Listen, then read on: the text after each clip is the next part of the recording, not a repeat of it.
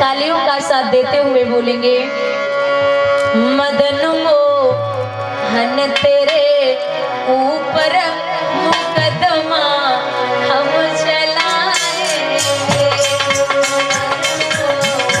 तालियों का साथ देते हुए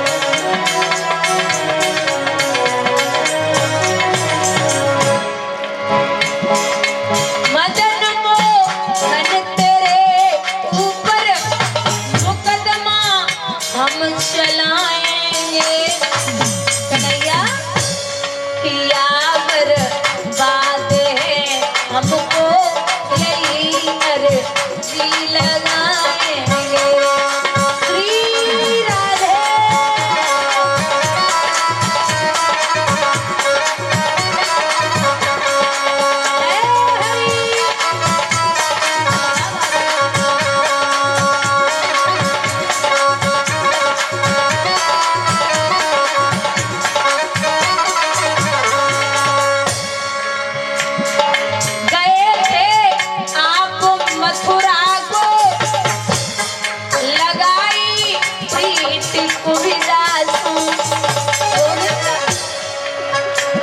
खबरी नहीं मेरी अबलीनी यही अर्जी लगाएंगे।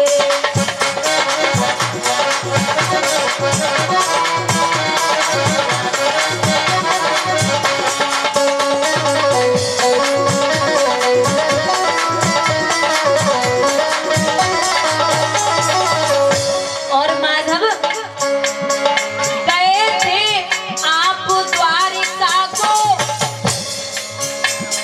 महल सोने के बनवाए। गोविंद हजारों रानियां ब्याई यही अर्जी लगाएंगे। श्री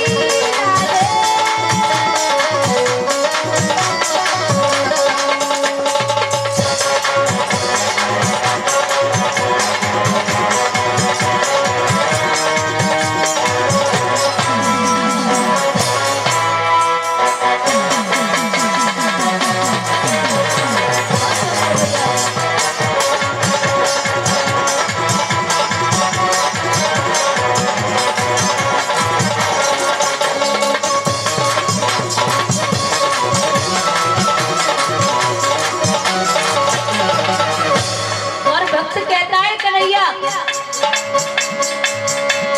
महीने भर का नोटिस है, अदालत में बुलाएंगे।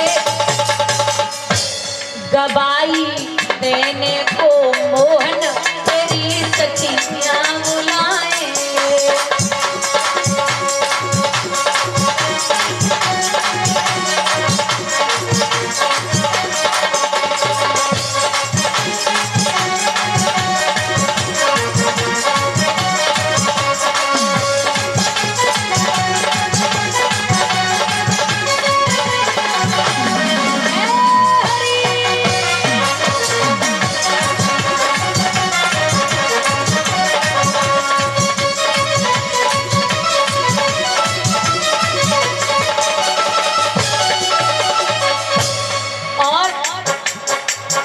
भक्त ने जवाब दिया, गोविंद शायद आप सोच रहे होंगे कि आप द्वारिकाधीश हैं, दुनिया को चलाने वाले हैं, लेकिन हम भी कोई कम नहीं है, हम भी आपके पक्के भक्त हैं। सुनिए बिहारी, आना अदालत में हमारा तुम्हारा मुकाबला हो जाएगा। खड़े होंगे अदालत में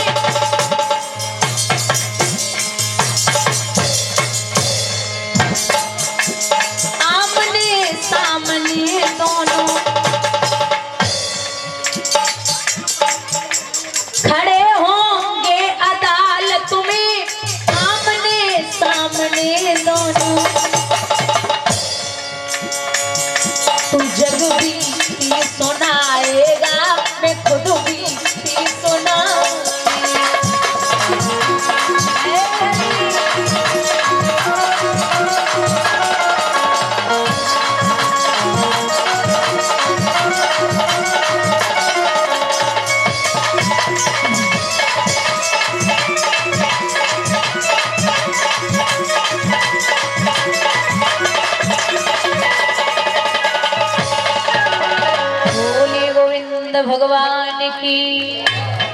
बोले सतगुरुदेव भगवान की।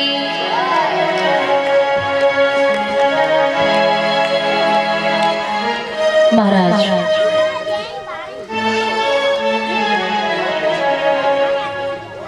कहते हैं कि बड़े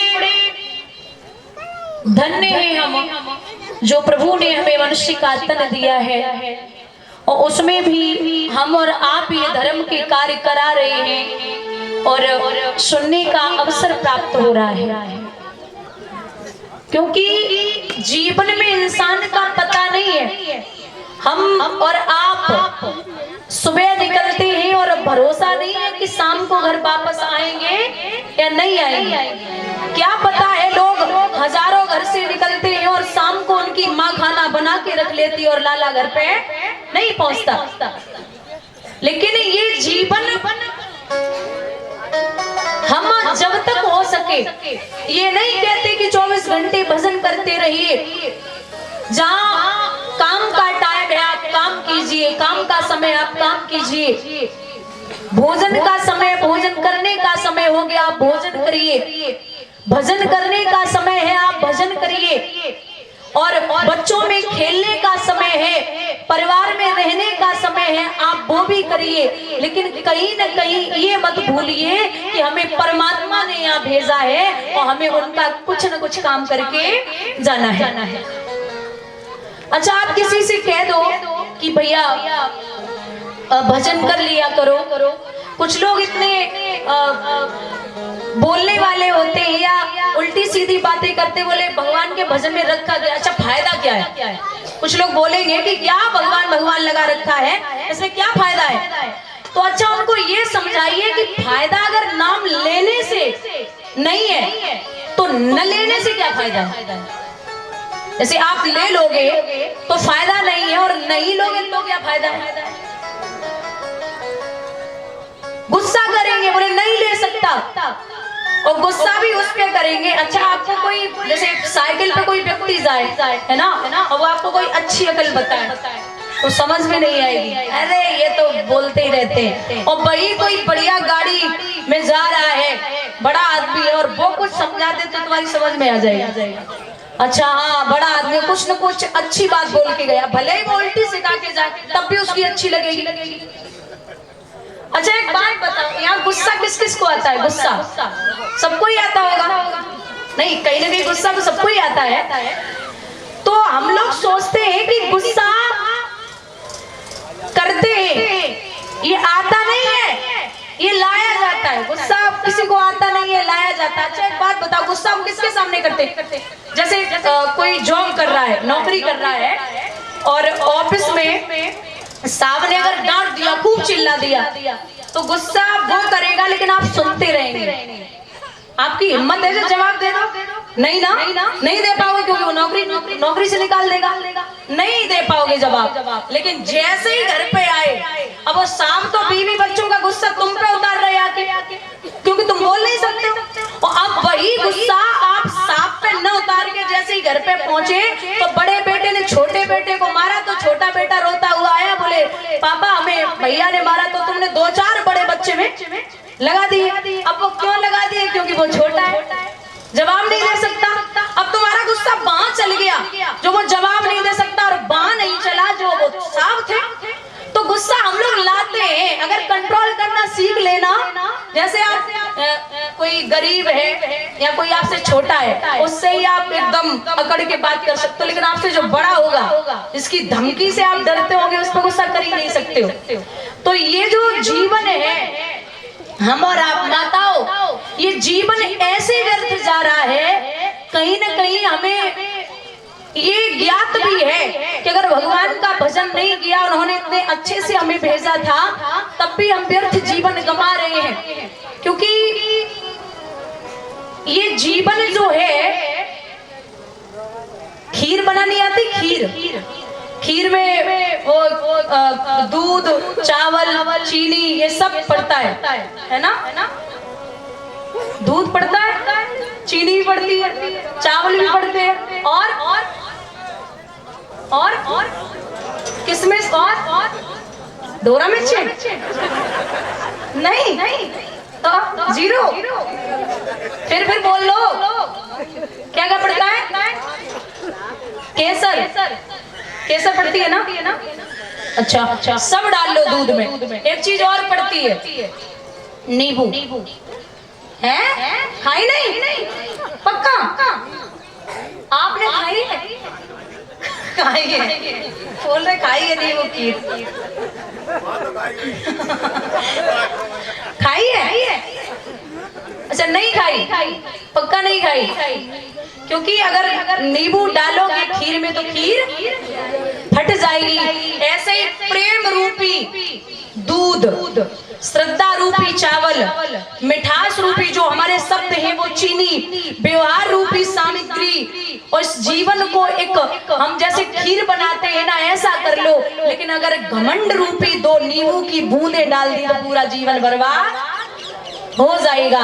हम और आप यूं ही कहते हैं प्रभु कि तू गया तो है लेकिन परिवार में उलझा हुआ है, क्योंकि मैंने खुद देखा है। मैं कहीं जाती हूँ, लोग बड़े बड़े जैसे अच्छे घर के हैं, सब पैसे वाले हैं, अच्छा सब कुछ चल रहा है, उनसे कभी पूछना कि भैया हाँ कैसी चल रही? बस कट रही है, बस जिंदगी के दिन पूरे हो रहे।